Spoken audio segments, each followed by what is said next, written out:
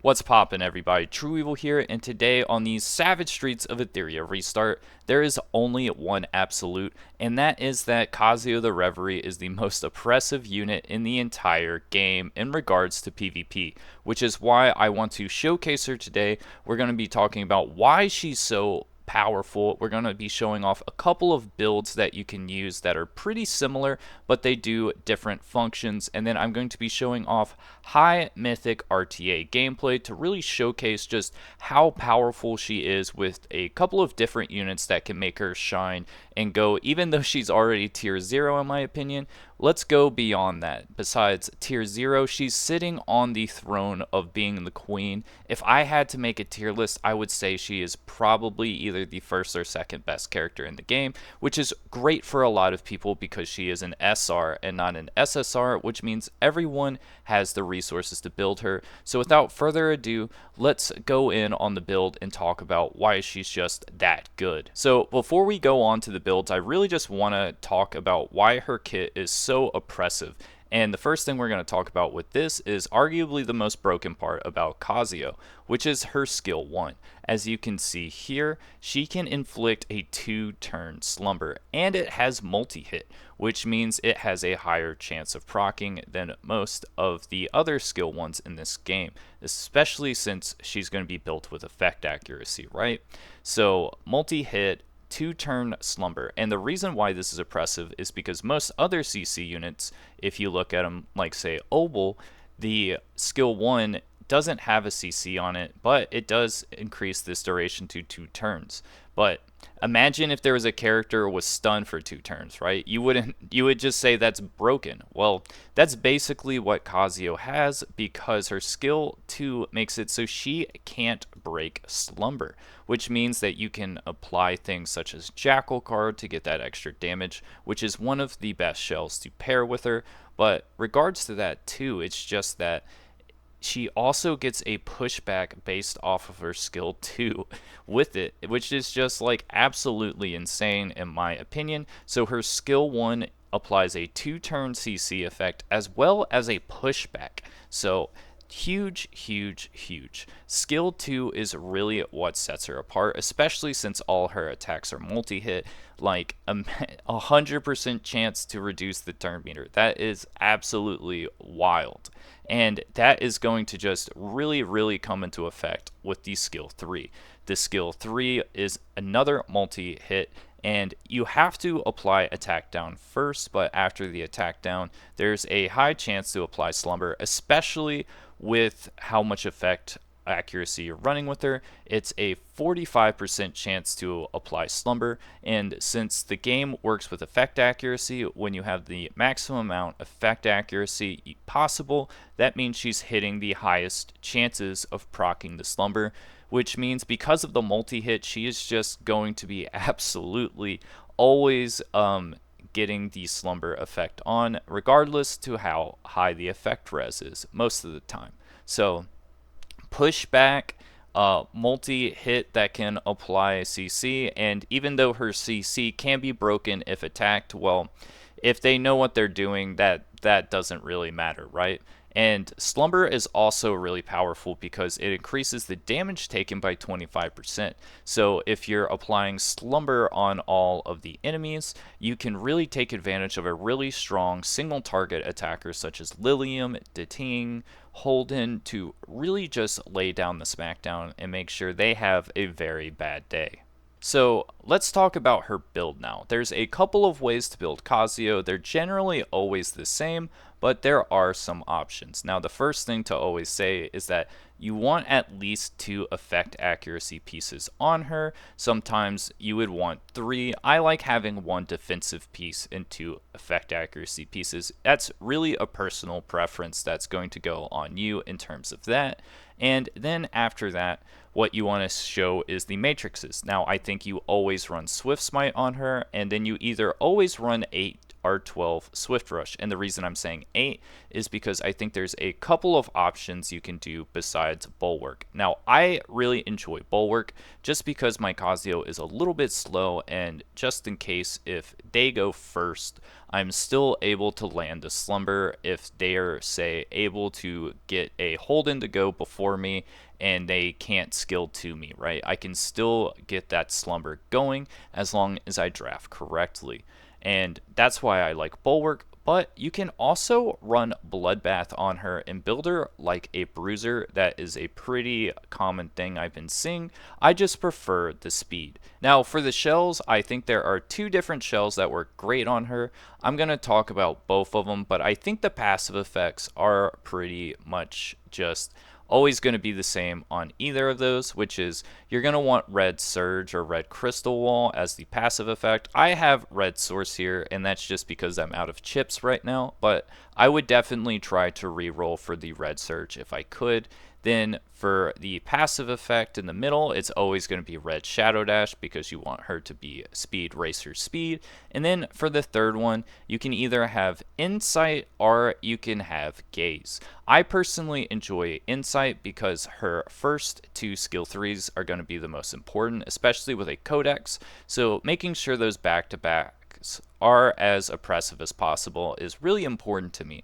But you can also run Gaze as well. It's an either or situation. I just also enjoy the effect res at the beginning because sometimes things aren't in your favor, and it's nice to just have a little bit of effect res just in case if you have to worry about some shenanigans before her first turn. So this is how I would run her. And for the shells, I am running Codex because the skill 3 into the skill 3 is very powerful, especially since there is going to be a couple of units most likely on your enemy team that have Bulwark. This means that you can use the initial skill 3 to sleep, say, 2 to 3 of their units, and then because of pushback and protection and all that stuff, they're probably going to lose that Bulwark on their second turn, so the second time the skill 3 goes off, you are good to go and you can sleep their entire team. So that's why I like the Codex. But another option you can do, which is just as good, if not better, is Jackal Guard. The reason why Jackal Guard is so good is because of the 3-turn increase of the speed up, which just means she's just going to be going like Speed Racer speed in terms of cycling. It's going to give her that turn meter increase push, which means she's going to just be cycling like crazy, spamming her skill 1, and because she has the best skill 1 in the game, obviously this is good. But not only that, but it means she's doing damage. This actually makes her do a lot of damage, and what makes it really powerful is that it counts as like her, I think it counts like her skill 1. I don't really understand how it works. I just know what it does, which is that it doesn't break the sleep, and well, it also does like a turn meter pushback with the skill 2, I believe. I think that's what it looks like. I'm not 100% sure because I don't use her on Jackal Guard, but when I watch it in horror, when people do it to me, it seems like that's the way. So this is definitely a great way to run her. I just personally don't have a Jackal Guard that has the stats I would prefer on it, so I can't truly build it, and I really am enjoying the Codex, so no rush for me to try to farm it before I get the actual shells that I need. So that's how I would run her shell. Now let's get into some mythic level gameplay and really see how she just makes it so your opponent can't enjoy the video game.